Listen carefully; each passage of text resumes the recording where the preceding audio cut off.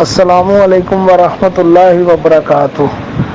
جزاک اللہ گلریز بھائی، بہت اچھا رپلائی آپ نے کیا۔ باقی ان لوگوں کا ذہن ہی یہی ہے۔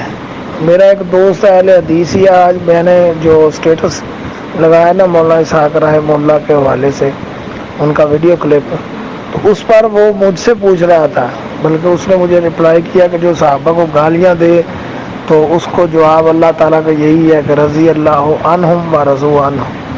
تو میں نے کہا مولانا اسحاق رحمہ اللہ نے نہ کبھی تو صحابہ کرام کو گالیاں دی ہیں، نہ گالیاں دینے کی تعلیم دی ہے۔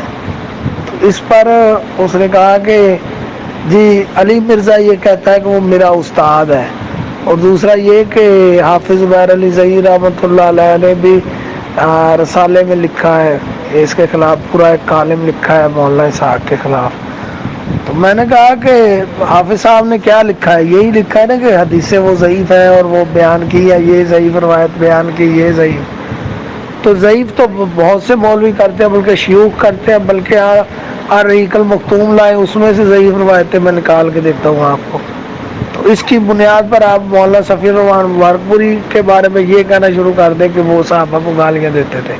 اور رہ گئی بات علی مرزا کی کہ علی مرزا کہتا ہے میرا استاد، علی مرزا یہ بھی کہتا ہے حافظ زبیر علی ظہیر میرے استاد ہے، علی مرزا یہ بھی کہتا ہے کہ پیر نصیر میرے استاد ہیں، غلام رسول سعیدی میرے استاد ہیں، شیخ جو فوت ہوئے ماضی قریب میں بریلویوں کے، اپنا سید اسد فیصل آبادی، وہ میرے استاد ہیں۔